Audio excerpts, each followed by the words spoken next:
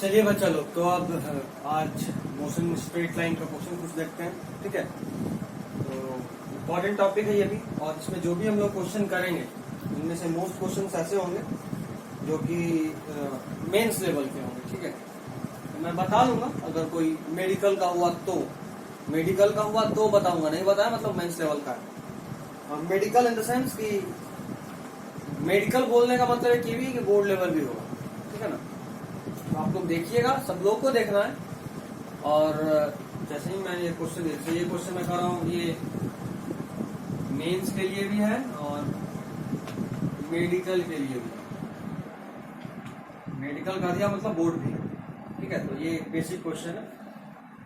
आप इस तरह से देखेंगे, जैसे ही आप क्वेश्चन में देखेंगे कि अच्छा अगर मैं किसी क्वेश्चन में कहूँ सिर्फ मेंस, अगर आपको देखना है तो आप कंटिन्यू कीजिए, नहीं तो आप स्किप कर लीजिए उस क्वेश्चन को, है ना। बढ़ाते जाइए 30 सेकंड 40 सेकंड 100 सेकंड बढ़ाने के बाद खुद ही क्वेश्चन जैसे ही चेंज होगा आपको फिर से लिखा हुआ मिल जाएगा मेंस है नहीं है। अगर हुआ तो फिर स्किप कर लेंगे, नहीं तो देखेंगे।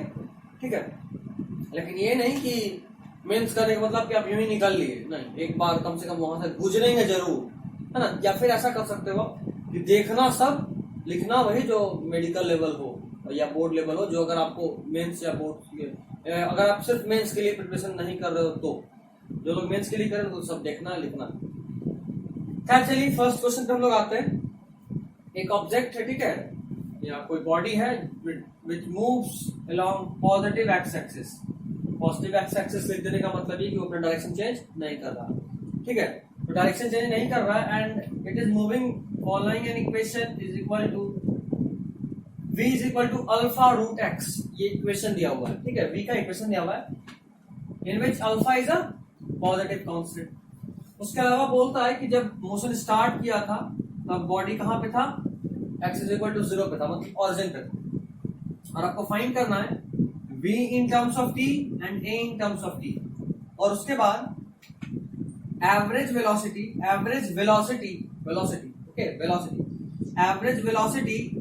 इन, देखो एवरेज वेलोसिटी निकालते हैं तो total displacement bye total time, ये दिमाग में आता है। तो जब भी आपको एवरेज निकालना होगा तो आपको टाइम तो चाहिए ना, बिना टाइम के तो आप नहीं निकाल सकते।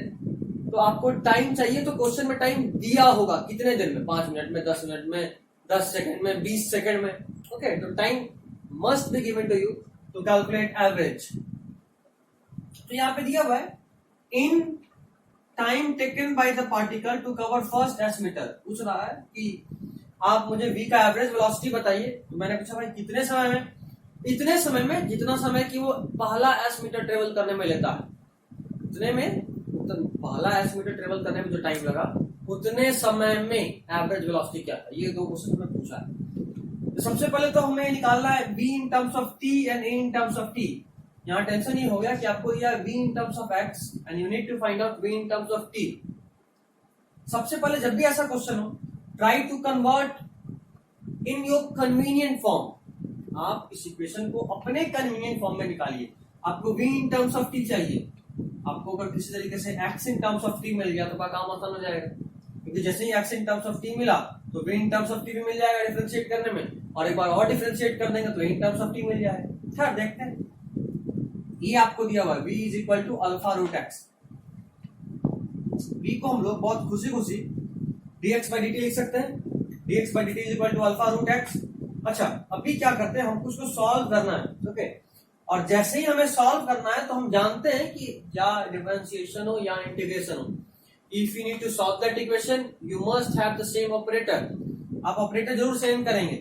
This root x is shifted to this side, dx by root x is equal to ये अल्फा dt एक तरफ हो गया। जैसे ही ये दोनों सेम हुआ, now this can be differentiated और इंटीग्रेटेड, जो कुछ भी कर सकते हो आप कर सकते हो। खैर, you need to find out x in terms of t। सोचा था हमने बोला था कि x in terms of t अगर मिल गया तो हमारा काम आसान हो जाएगा, क्योंकि हमें जैसे ही x in terms of t मिलेगा, हम एक बार डिफरेंशिएट करेंगे तो हमें मिल जाएगा v in terms of t, एक और बार डिफरेंशिएट करेंगे तो हमें मिल जाएगा a in terms of t, है ना।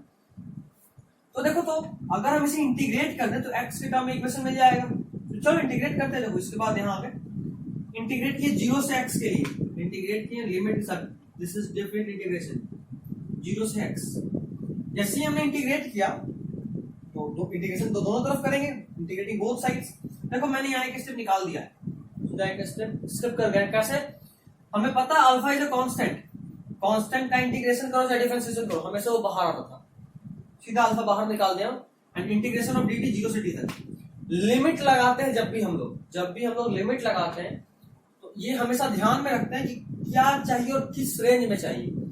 हमें एक्स का इक्वेशन चाहिए रेस्ट से, क्योंकि बॉडी t 0 पे कितना पे था, 0 पे।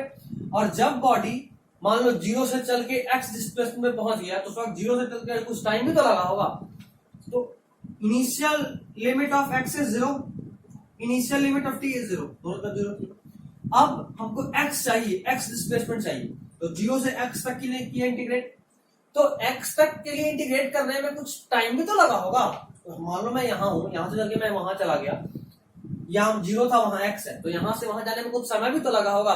तो यहाँ टाइम 0, यहाँ जितना टाइम लगा उसको मैंने t मान लिया, दिस इज t। ठीक है, तो 0 से t तक इंटीग्रेट कर दिया। अभी इसको मैं ऐसे लिख सकता हूं, देखो तो दिस इज, अगर मैं इस रूट को हटाता हूं तो मैं यहाँ लिखूंगा 1/2। अगर मैं इस रूट को हटाता हूं तो मैं यहाँ लिखूंगा x का पावर 1/2। और अगर मैं इस x के पावर 1/2 को ऊपर लेकर ले जाना चाहूं तो मैं इसे लिखूंगा x to the power -1/2। देखो तो इसी को मैं ऊपर लेकर जाकर यहां दिखाता हूं। अगर मैं ऊपर ले जाकर दिखाया तो इट विल बिकम x का पावर -1/2 dx का इंटीग्रेशन। अभी ठीक है, x का पावर 1/2 ऊपर लेके गया तो x का पावर -1/2। अब ऐसे ही इंटीग्रेट करेंगे तो ऊपर में पावर ऐड में एक ऐड होगा और जो ऐड करोगे उससे डिवाइड कर दोगे। इंटीग्रेशन तो आप पढ़ चुके हो, x का पावर -1/2 + 1 और नीचे में -1 + 1, सॉरी -1/2 + 1। अच्छा, इंटीग्रेशन ऑफ dx हमने पढ़ा है x होता है, उसी तरह इंटीग्रेशन ऑफ dt क्या हो जाएगा, t। यहाँ t आ गया, उसको जैसे ही हमने इंटीग्रेट किया, अल्फा तो बाहर निकल चुका था पहले ही, और इंटीग्रेशन ऑफ dt 0 से t तक इज t। हमने इंटीग्रेशन वाले लेक्चर में अच्छे से देखा है। इंटीग्रेट करेंगे तो दिस इज अल्फा t, और देखो तो -आधा + 1 + आधा है ना, एक में से इसको ऐसे भी तो लिख सकते हैं 1 - 1/2, एक में से आधा घटाएंगे क्या बचेगा, आधा बचेगा, तो नीचे में 1/2। अच्छा, यहां भी एक में से आधा घटाएं, x का पावर 1/2 तो। अच्छा, अभी इसको आगे सॉल्व किया हमने, इस 2 को ऊपर लेके गए, तो इस 2 को ऊपर लेकर आए, 2x का power 1/2 is equal to alpha t। अब इस t को इधर लेके आ जाए, alpha t is equal to alpha t। अच्छा, इसको ऐसे लिख सकते देखो तो, ये x का power 1/2 is equal to alpha t/2। अगर इसे यहां शिफ्ट करें तो लिख सकते हैं, बिल्कुल लिख सकते हैं। अभी हमें क्या मिल गया, x का power 1/2 is equal to alpha t/2 यहां से, है ना। तो अगर हमें x निकालना तो हम इसे स्क्वायर बोथ साइड करेंगे, स्क्वायरिंग बोथ साइड करेंगे, this will become x is equal to alpha square t²/4। कोई दिक्कत नहीं, तो हमें x का इक्वेशन मिल गया इन टर्म्स ऑफ t। अब तो कुछ बचा ही नहीं, अभी क्या, इसे एक बार डिफरेंशिएट करेंगे, v is equal to dx/dt। Alpha चूंकि कांस्टेंट था, अल्फा वाला कांस्टेंट चुपचाप बाहर निकाल दो, अल्फा स्क्वायर बाहर आ गया, t यहां भी t डिफरेंशिएट होगा, हाँ बिल्कुल होगा। कैसे होगा, पावर आगे मल्टीप्लाई, उसके बाद वेरिएबल से पावर 1 हटा दो, 2 आगे आ गया और t में से 1 हटा दी, तो 1/4 तो 4, तो क्या कन्वर्ट हो गया, ये 2 और ये 4 कटा, answer is half alpha square t। ठीक है, अब इसको दोबारा से डिफरेंशिएट करते हैं, एक और बार डिफरेंशिएट करेंगे तो it will become a is equal to dy/dt, ये हम जानते ही हैं। तो जरा देख लो ना, अल्फा स्क्वायर कांस्टेंट है, बाहर निकाल दो, t dx of x is 1 बताया था, अगर ये दोनों सेम हो जाए सीधा बन जाता है। यहाँ t है और यहाँ भी t सेम, 1 अब दिखाया, अल्फा स्क्वायर यहाँ से बाहर आएगा और 1/2 भी कांस्टेंट था, a is equal to half alpha square. Okay, next part, v in time taken by the particle to cover first s meters। देखो, average velocity is equal to total distance by total time, हम जानते हैं। अभी हमें निकालना होगा, देखो time तो दिया नहीं है, तो बोला कि टाइम आपको वो है जितने में कि वो first s metre displacement cover करता है, तो आपको तो वो टाइम निकालना होगा। तो देखो हमें ये पता है x is equal to alpha square t²/4, अभी हमने कैलकुलेट किया। ठीक है, अभी कैलकुलेट किया, x is equal to alpha square t²/4। खैर कोई नहीं, x की जगह पे क्या पुट करना है, s, क्योंकि आपको क्वेश्चन बोल रहा है फर्स्ट एस मीटर में निकालना है। अल्फा की जगह हमने क्या पुट कर दिया, तो x, सॉरी एस, अब एक्स का जगह एस और x is equal to alpha square t square by 4। यहां से हमने t कैलकुलेट कर लिया, t is equal to 4s by alpha square. अच्छा इसको लिख सकते हैं ऐसा क्या, 2 root s by alpha, root से बाहर निकालूंगा तो ठीक है, t हमें मिल गया। अभी क्या चाहिए, total displacement by total time. Total displacement is s, total time अभी निकाला फर्स्ट s मीटर ट्रेवल करने में, 2 रूट s बाई अल्फा। ये देखो ये और ये कटेगा, ऊपर में बचेगा रूट s, ये अल्फा ऊपर जाएगा और ये टू नीचे था। This is the answer. Okay चलिए अगला क्वेश्चन देखते हैं।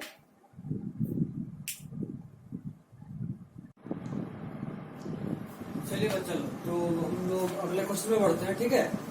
ये हमारा अगला क्वेश्चन और इसमें कह रहा है कि हमारे पास एक्सेलरेशन दिया हुआ है 2s + 1 और बोल रहा है कि s = 0 पे v कितना है, 0।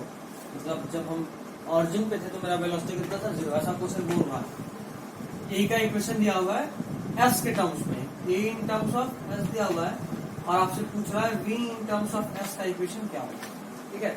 ये बहुत ही कॉमन पैटर्न है, नीट में अब अनकॉमन हो चुका है, पहले आया हुआ है अब अनकॉमन हो चुका है। This is more for Mains and boards, more for Mains and boards. Boards के लिए भी इंपॉर्टेंट है, मेंस के लिए भी इंपॉर्टेंट है, इन दोनों में इस तरह का पैटर्न चलता है क्योंकि यहाँ थोड़ा सा प्रूफिंग है, मैथमेटिकल कैलकुलेशन है, तो ideal question for board. Okay चलिए देखते हैं। तो we have got a in terms of s, है ना, a in terms of s हमारे पास है, a in terms of s हमारे पास है and we need to find out v in terms of s।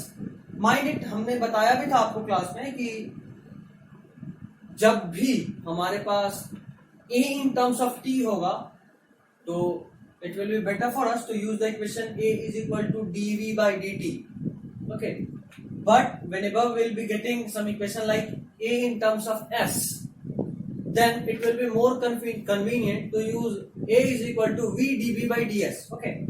So using the same concept which we had already discussed in class, we have used a as v dv by ds and this is the same लिखिए। उसके बाद हमने ds को इस तरफ shift किया तो v dv is equal to 2s plus 1 into ds and now integrating both sides। जैसे ही हमने इसको इंटीग्रेट किया तो हमारे पास लिमिट लगाने की बात है कि कहां से कहां तक इंटीग्रेट करें। जैसे ही हमारे मन में ये बात है, हमने देखा कि अच्छा s is equal to 0 पे v 0 था, दोनों का इनिशियल लिमिट कितना हो गया, s को जहां 0 लिया वहां पे v 0, और जब 0 से चल के कोई बॉडी s डिस्प्लेसमेंट पे चला जाएगा मींस कांस्टेंट एक्सेलरेशन, तो साफ साफ दिख रहा है कि सॉरी कांस्टेंट एक्सेलरेशन नहीं है, एक्सेलरेशन चेंज होगा, बट खैर कोई यहाँ कांस्टेंट या नॉन कांस्टेंट से कोई मतलब नहीं। हम लोगों ने क्लास में पहले से चीज डिस्कस करके रखा है कि this equation is valid every time. कभी भी ये नहीं सोचना कि अच्छा ये इक्वेशन हम कांस्टेंट एक्सेलरेशन में ही लगा सकते हैं। This is equation of motion, not equation of motion for constant acceleration, है ना। हाँ कोई नहीं, तो 0 से s पे पहुंचा तो वहां पे वेलोसिटी भी 0 से v हो गया होगा। हमने इसे इंटीग्रेट किया, इंटीग्रेट करने पे यहाँ आ गया v स्क्वायर बाई 2, दिख रहा है, एक पे पावर एक और ऐड करेंगे, 1 1 2 by 2। This is what we have written here. इसको इंटीग्रेट हमने जैसे ही करा 2s ds प्लस 1 ds, यही होगा इंटीग्रेशन करने पे। तो 2s ds को इंटीग्रेट करेंगे, 2 कांस्टेंट है बाहर आ गया, s का इंटीग्रेशन किया s स्क्वायर बाई 2, 2 कट गया। अच्छा यहाँ 1 ds था, 1 ds मतलब इंटीग्रेशन ऑफ ds ऐसे ही आना था, ये 2 कट चुका है, यहाँ ऐसा चुका, आपको साफ साफ दिख रहा है v square is equal to 2 into s square plus s, मतलब v एक स्टेप आगे लेके जाओ, v square is equal to 2 into s square plus s, ऐसा हम इसको सॉल्व करके लिख सकते हैं। उसके बाद ऐसा भी लिख सकते हैं v square is equal to 2s square plus 2s। उसके बाद क्या किया, बस स्क्वायर हटाया, इधर रूट डाल दिया, this is answer v in terms of s, that's it, okay। next ये क्वेश्चन भी basically for boards, not for JEE mains, not for medical, mainly for board. आ कहीं भी सकता है बट मेनली ये बोर्ड के लिए मैंने दिया। बहुत सिंपल है, लिखा है particle moves in a straight line with uniform acceleration a, uniform acceleration हमें दे चुका, मींस कि अब हम लोग ये तो लगा ही सकते हैं, साथ में equation of motion for constant acceleration भी लगा सकते हैं। तो खैर कोई नहीं, आगे देखते हैं। Initial velocity of the particle is 0, u कितना दे दिया हमें 0, और बोल रहा है find average velocity of the particle in first S distance. Average velocity जैसे ही हमें बोल रहा है दिमाग में आना चाहिए, for average velocity we must have v equal average velocity equal to s by t। t कितने देर का, तो उतना समय जो पार्टिकल को पहला एस डिस्टेंस ट्रेवल करने में लगे। खैर कोई नहीं, ये हमें पता नहीं, पता देखो तो हमें पता है s is equal to half a t square. क्यों लिखा भाई, यूनिफॉर्म सॉरी इनिशियल वेलोसिटी क्या दे रहा है, इनिशियल वेलोसिटी u कितना है 0, u 0 है, तो s is equal to half a t square multiplying both side by s, दोनों तरफ हमने s से मल्टीप्लाई कर दिया so as to make it into a convenient form like this, इसलिए ऐसा किया। खैर कोई नहीं, अभी दिखा देता हूं, दोनों तरफ s से मल्टीप्लाई किया तो ये हो गया s square is equal to half a t square into s। उसके बाद हमने इस s स्क्वायर उधर था, t स्क्वायर को भी डायरेक्टली इधर लेके आ गए। s स्क्वायर तो पहले से था, t स्क्वायर को लाए तो इधर नीचे में आ गया, is equal to half a into s। अच्छा s square by t square equal to half s, चाहिए था क्या s बाई टी, कोई नहीं, इसको ऐसा लिख सकते हैं, और फिर क्या s बाई टी तो निकालना था, s by t equal to root under as by 2। Very simple, only for boards, okay. This question, इसका हमने सीधा आंसर लिखा है क्योंकि इसके डेरिवेशन में हमें नहीं जाना, हमने इसे ऐसे फॉर्म में कन्वर्ट कर लिया है कि किसी भी तरीके से पूछे, किसी भी तरीके से पूछे, हम लोग अभी बताएंगे किसी भी तरीके का मतलब क्या, आगे बात करते तुरंत, तो डायरेक्टली आंसर इससे निकाल सकते हैं। This is mainly for JEE main and board, sorry JEE main and board में अगर ये आ गया तो प्रूफ करना पड़ेगा, है ना। वैसे अगर बोर्ड में आया तो उसको हाइपर लेवल का क्वेश्चन बोलेंगे, बोर्ड में इस तरह से क्वेश्चन नहीं पूछता है, ठीक है ना, बोर्ड में ये नहीं पूछे, तो सीधा सीधा हम लोग जेईई मेन और नीट के लिए बात करते हैं, बोर्ड में ऐसा नहीं पूछता है। क्वेश्चन बोल रहा है कि एक कोई बुलेट है which loses 1/n of its velocity। अच्छा, इस 1/n का मतलब क्या, मैं ऐसा कह रहा हूं, जैसे देखो, इसे मैं फील थोड़ा कराता हूं। यहां से आपने एक बुलेट फायर की, ठीक है, एक बुलेट है, इसे आपने फायर किया है, यहाँ पे नंबर ऑफ प्लैंक्स हैं, लकड़ी है, 1 2 3 4 5 6 और सो ऑन करके n तक, n times n plank. Question आपको बोल रहा है कि कोई एक बुलेट है जिसको आपने प्लैंक्स के ढेर की तरफ या मार्बल के ढेर की तरफ फायर किया, और after passing each of this plank, हर एक प्लैंक को क्रॉस करने के बाद इस बुलेट का वेलोसिटी 1/2 कम हो जाता है। कितना, 1/2 मतलब आधा। अगर हम करें कि हम मान लो पढ़ा रहे 10 मिनट तक, और हर मिनट के बाद मेरा एनर्जी हाफ खत्म हो जा रहा है, हम लूज कर दे रहे हैं अपना एनर्जी, तो मान लो स्टार्टिंग में हमारे पास अगर 100 जूल एनर्जी था, 1 मिनट के बाद मेरे पास कितना जूल एनर्जी बचेगा, 50, उसके एक और मिनट के बाद 25, उसके और 1 मिनट के बाद 12.5 एंड सो ऑन, है ना। तो अगर मैं यहाँ 1/2 बोल रहा हूं, मतलब मैं क्या करना चाह रहा हूं कि इस n का वैल्यू क्या है 2।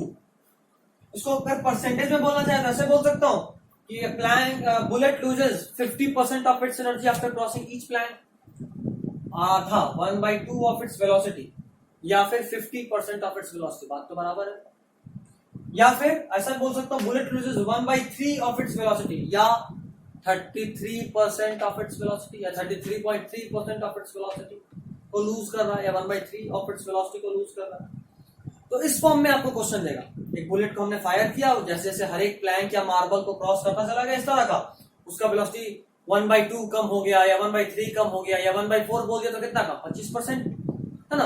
अगर 1/2 बोला, या उसी को ऐसे बोल सकता है 50% एनर्जी कम हो गया या वेलोसिटी कम हो गया, या ऐसे बोल सकता है 1/3 से वेलोसिटी कम हो गया, या परसेंटेज में बोलेगा तो बोलेगा 33.3% एनर्जी कम हो गया हर एक प्लैंक को क्रॉस करने के बाद, या ऐसे भी बोल सकता है कि 1/4 वेलोसिटी लूज कर दिया, या 25% ऑफ वेलोसिटी लूज कर दिया हर एक प्लैंक को क्रॉस करने के बाद।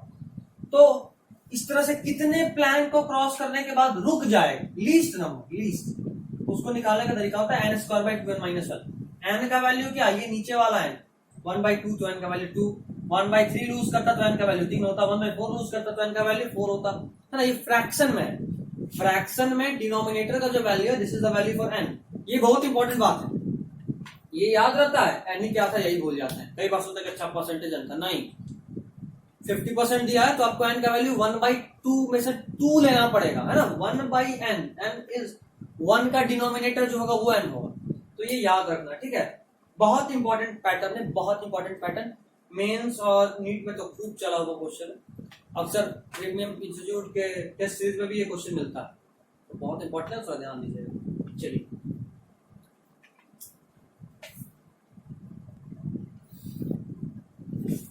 चलिए बच्चा लोग अगला क्वेश्चन देखते हैं, ठीक है। And this question is only for Mains and Advance, Mains या एडवांस इसी में देखना है इसको। बहुत इंपॉर्टेंट क्वेश्चन है मेंस और एडवांस के लिए, हमको के साथ कभी आया भी हुआ है, I am not sure, but शायद मैंने ये क्वेश्चन जेईई मेंस या एडवांस में से किसी एक में जरूर देखा है प्रीवियस ईयर, ठीक है, कब का याद नहीं है मुझे, बट उसके अलावा मुझे ये बहुत सारे टेस्ट में भी दिखा, तो बहुत इंपॉर्टेंट पैटर्न से बोलूंगा मैं। Only for Mains and Advance, medical वाले को बहुत कीड़ा काट रहा है, क्वेश्चन देखिए और आंसर रट लीजिए, रट लीजिए। ऐसे तो रटना तो जेईई मेंस और एडवांस को भी है, उनके लिए थोड़ा सा प्रोसेस भी, और दिन जब बहुत ज़्यादा खराब हो जाता है तो इस तरह बोर्ड में गलती से दिखता है, वो भी छुड़वाने के लिए बच्चों से, तो I will say 5% chance for NEET में 5% चांस है कि गलती से आ जाए, 95% नहीं आएगा। बोर्ड के लिए 7 से 8% चांस है कि आ जाए, 90 to 95% नहीं ही आना है। एंड अगर मेंस के लिए एडवांस के लिए बात करो तो almost chances are there, 70-80% chances है कि इस तरह क्वेश्चन रिपीट होता है, होगा। खैर चलिए क्वेश्चन देखते हैं। याद कीजिए लास्ट क्लास में, शायद लास्ट क्लास में हमने एक क्वेश्चन किया था कि एक बॉडी था, चलना शुरू किया रेस्ट से, 5 सेकंड तक कांस्टेंट एक्सेलरेशन से चला, फिर अगले 5 सेकंड तक कांस्टेंट वेलोसिटी से चला, और लास्ट के 5 सेकंड तक कांस्टेंट रिटार्डेशन से रिटार्ड किया और फिर से रेस्ट आ गया। रेस्ट से शुरू किया था, कांस्टेंट एक्सेलरेशन से एक्सेलरेट किया 5 सेकंड के लिए, फिर कांस्टेंट वेलोसिटी से चला 5 सेकंड के लिए, लास्ट में अगले 5 सेकंड में कांस्टेंट एक्सेलरेशन से रिटार्ड होकर फिर फाइनली रेस्ट पे आ गया। ऐसा क्वेश्चन हमने किया था क्लास में, लास्ट क्लास। अभी ये क्वेश्चन उसी टाइप का है, बस सब कुछ थोड़ा सा कॉम्प्लेक्स करके दिया हुआ। बोल रहा है कार मूविंग फ्रॉम रेस्ट से शुरू किया, accelerates at the rate of f, acceleration दिया हुआ है f मीटर पर सेकंड स्क्वायर, एक्सेलरेशन कितना दिया हुआ है f मीटर पर second square through a distance s। देखो यहाँ टाइम दिए थे हमने, टाइम यहाँ बोल रहा है कि पहले s डिस्टेंस के लिए वो कितने एक्सेलरेशन से एक्सेलरेट करता है, f से। Then continues with constant speed, मतलब s डिस्टेंस ट्रेवल करने के बाद यहाँ पे एक्सेलरेशन 0 हो जाता है and it moves with a constant velocity, ठीक है, या constant speed, moves continues at constant speed for time t। यहाँ पे टाइम बोल रहा है t सेकेंड के लिए, ये पहले वाले केस में डिस्टेंस दिया हुआ था, सेकेंड वाले केस में टाइम दिया हुआ है, and then comes to rest with retardation of f/2, and last में रिटार्ड भी कर रहा है सेम उसी तरह से, लेकिन एक्सेलरेशन कितना है f/2, सॉरी रिटार्डेशन, और एक्सेलरेशन कितना था f। If the total distance traveled is 15s, तीनों का डिस्टेंस अगर हम सम करें तो the distance is 15s, then calculate the value of s in terms of f and t, ठीक है। तो हमने इसी मोशन को ड्रॉ किया है ग्राफ के फॉर्म में, ये तो आप समझ गए, रिलेट करा दिया मैं लास्ट टाइप के क्वेश्चन से, टाइप वहीं से मैच कर रहा है, इसीलिए हमने कहा कि इंपॉर्टेंट है जेईई मेंस का मसला बहुत ज्यादा। खैर हमने उसी मोशन को ड्रॉ किया, देखो हमने उसे ग्राफ के फॉर्म में कन्वर्ट कर लिया ताकि आपको थोड़ा साफ साफ दिखे।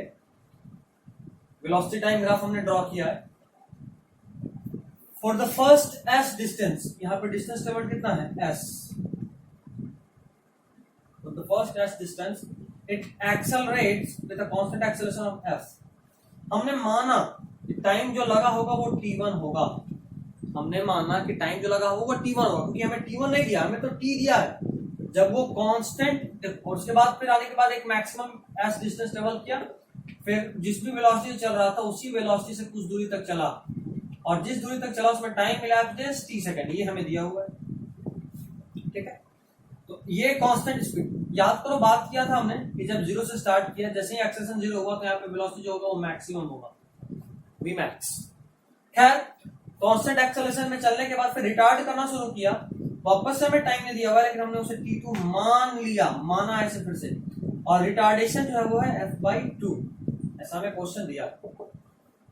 ठीक है, पहले वाले में जो डिस्प्लेसमेंट ट्रेवल हुआ दिस इज s, दूसरे वाले में इज जो भी s2 बोल देंगे मान लो, तीसरे वाले में s3 बोल देंगे, क्योंकि हमें तो सिर्फ ये s दिया हुआ, ये नहीं दिया, ये नहीं दिया, तो हम इसे s2 मान लेंगे, इसे s3 मान लेंगे। खैर, ये टाइम हमें दिया है, इसे हमने t1 माना, इसे हमने t2 माना।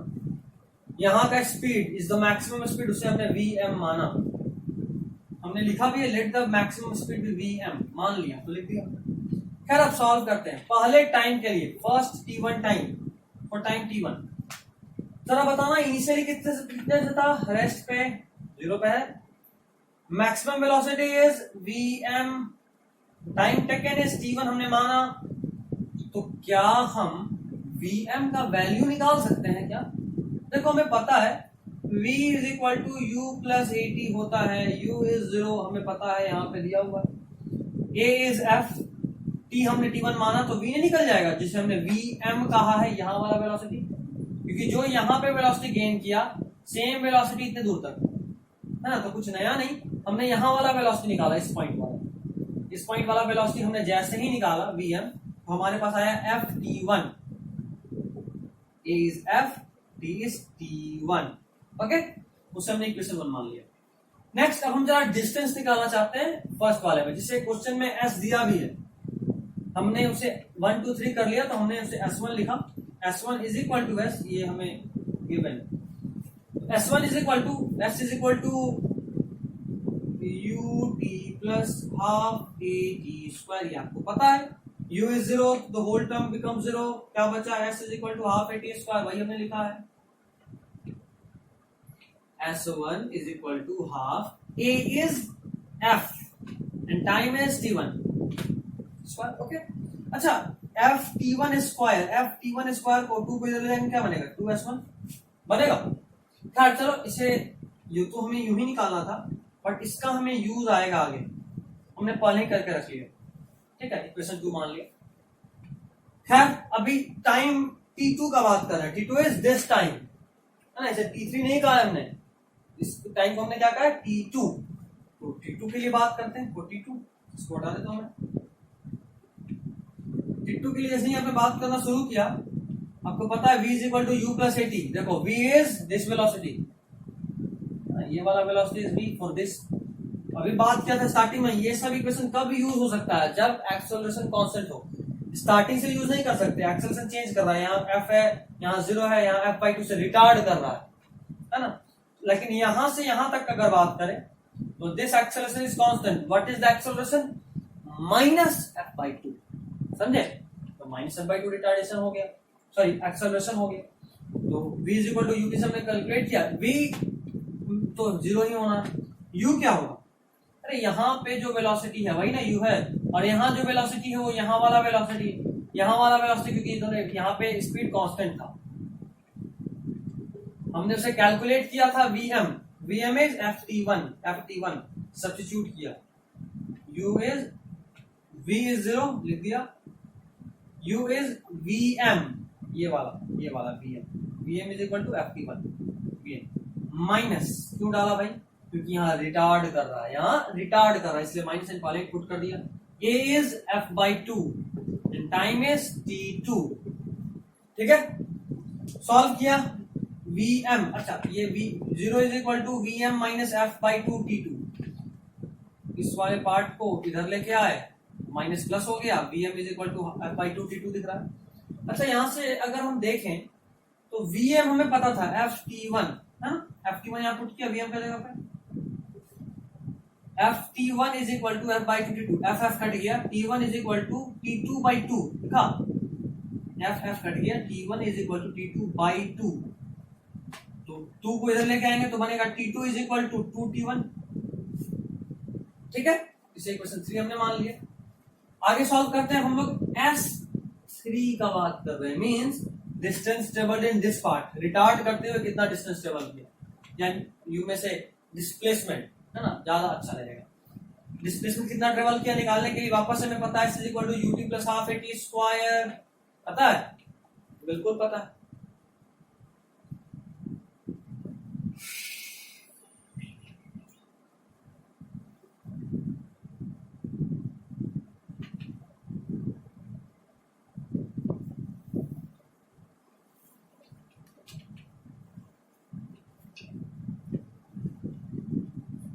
अच्छा हाँ, S equal to u t plus half a t square, लेकिन f बाई टू पता ना, एरिया वीएम इज, चलो सो मैं ऐसे लिखता हूँ, S3 is equal to half into v m into T2. VM is what? VM is what? FT1 लिख सकता हूँ FT1 T2 by 2, FT1 T2 by 2, yes, FT1 T2 by 2,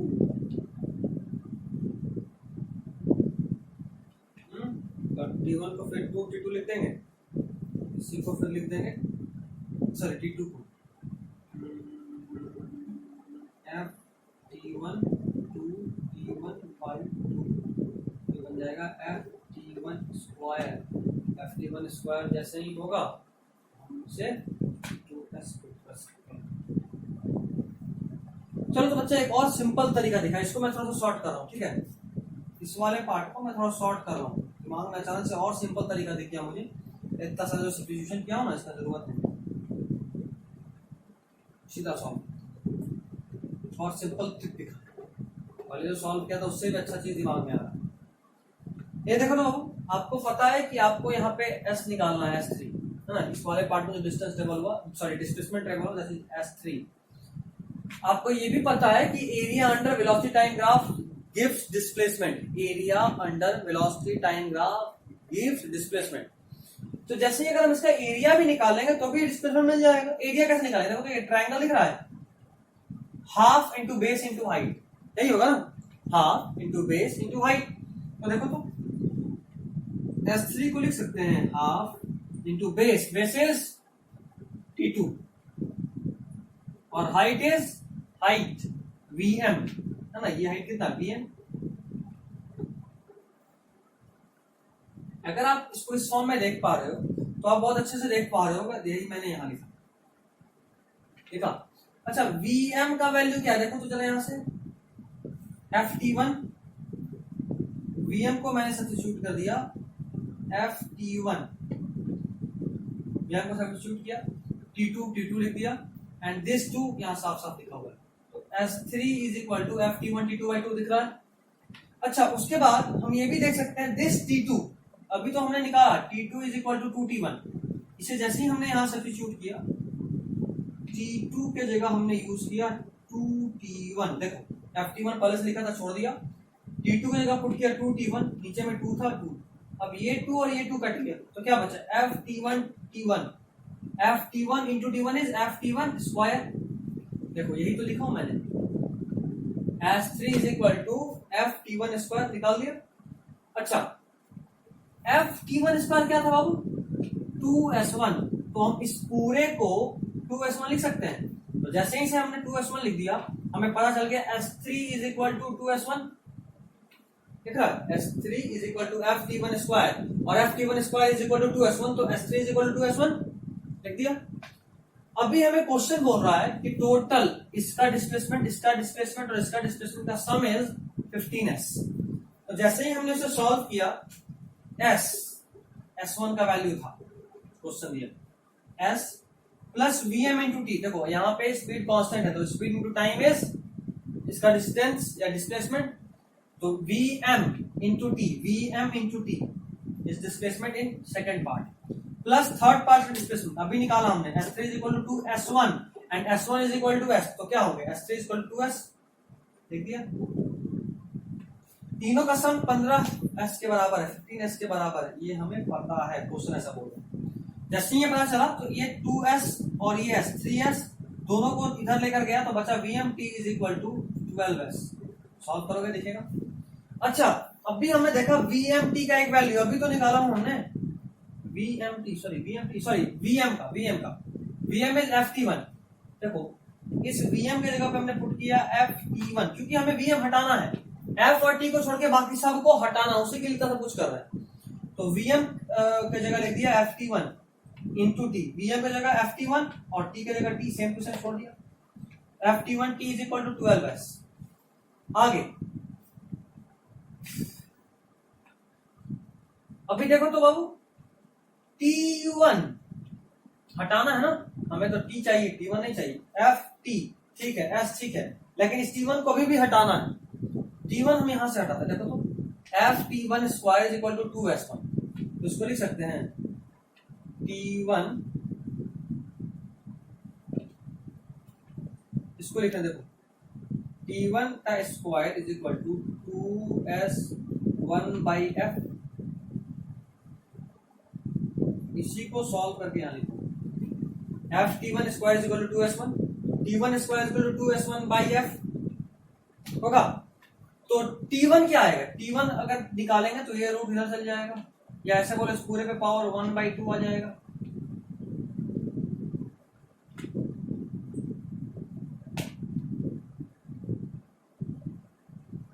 ऐसा स्क्वायर हटाएंगे तो 2S1 बाई F का होल का power 1/2, इसी को हमने यहाँ T1 की जगह पुट कर दिया क्योंकि अब यहाँ S और F के टर्म्स में आ गया जो हमें चाहिए। S के टर्म्स वैल्यू S निकालना है, F और T के टर्म्स जो चाहिए वही सबके फॉर्म में। देखो उसके बाद स्क्वायरिंग ऑल साइड कर दी, बोथ साइड स्क्वायर किया तो ये F स्क्वायर हो गया, ये रूट में था तो रूट से बाहर आ गया 2S बाई F, ये T स्क्वायर में कन्वर्ट हो गया, 12 का स्क्वायर 144 और S का स्क्वायर S स्क्वायर। उसके बाद में सॉल्व किया, F को काटा, यहाँ से F और यहाँ स्क्वायर कट गया, ये S और ये S का स्क्वायर कट गया, तो बचा क्या, देखो तो F बचा, हमने F लिखा, 2 बचा, हमने 2 लिखा यहाँ, और फिर T स्क्वायर बचा, हमने लिख दिया। इस 144 को हम नीचे लेकर आ गए, जो बचा है उसे यहाँ लिख दिया, ठीक है। देखो ये 2 से 144 कटेगा 72 बार में, तो साफ निकल गया S is equal to FT square by 72, ठीक है। चलिए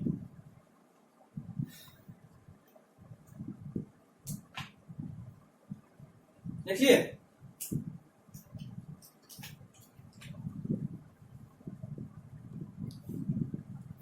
आज के लिए ना इतने पे रोकते हैं, हम लोग जब अगले लेक्चर में मिलेंगे तो हम लोग ग्राफ तो पढ़ चुके हैं, है ना, लेकिन हम लोग एक बार वापस से रिवीजन कर लेंगे क्योंकि ग्राफ पढ़ा हुआ ज्यादा टेंशन नहीं हमारे लिए, बट हम मोशन के टर्म्स मतलब बीटी ग्राफ, एसटी ग्राफ किस फॉर्म में कैसा होता है एक बार यही क्विक रिवीजन के फॉर्म में देख लेंगे, और उसके बाद कुछ ग्राफ से रिलेटेड क्वेश्चन करेंगे, ठीक है। एक ही क्वेश्चन है, बहुत इंपॉर्टेंट क्वेश्चन है, बोर्ड के लिए भी, जेईई मेंस के लिए भी और नीट के लिए बहुत इंपॉर्टेंट क्वेश्चन है। तो पहले ग्राफ देखेंगे अगले लेक्चर में और फिर वो क्वेश्चन देखेंगे और फिर आगे देखते हैं। चलिए ठीक है। तो